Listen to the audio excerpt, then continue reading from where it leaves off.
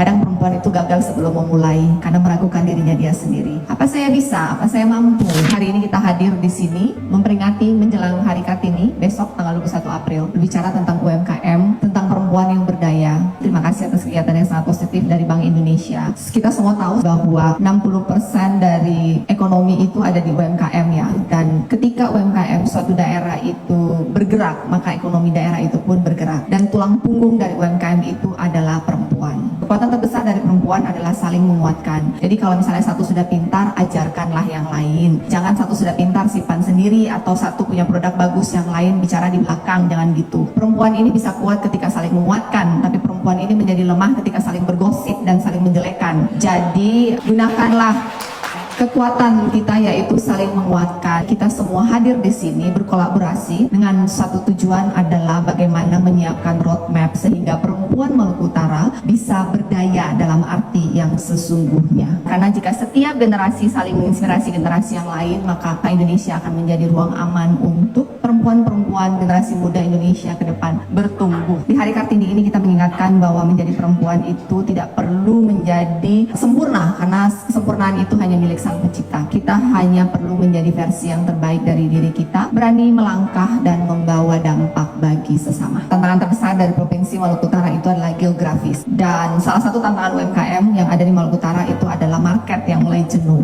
Jadi dengan adanya pelatihan hari ini tentang ekonomi digital, maka ini akan membuka akses bahwa keterbatasan geografis dan pasar itu akan menjadi tidak ada.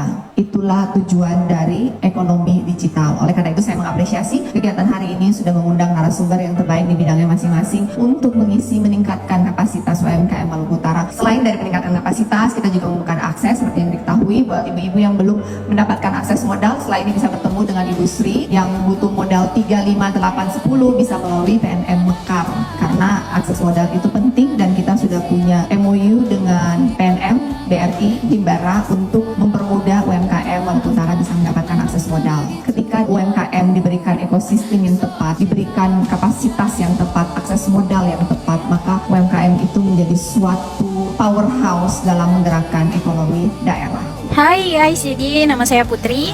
Saya Salsa. Jadi kita berdua perwakilan dari Kala. Jadi manfaat adanya kegiatan atau pelatihan ini itu bisa membantu kita sebagai UMKM untuk bagaimana caranya FYP, bagaimana caranya menaikkan perekonomian perusahaan. Kayak adanya pelatihan ini sangat-sangat membantu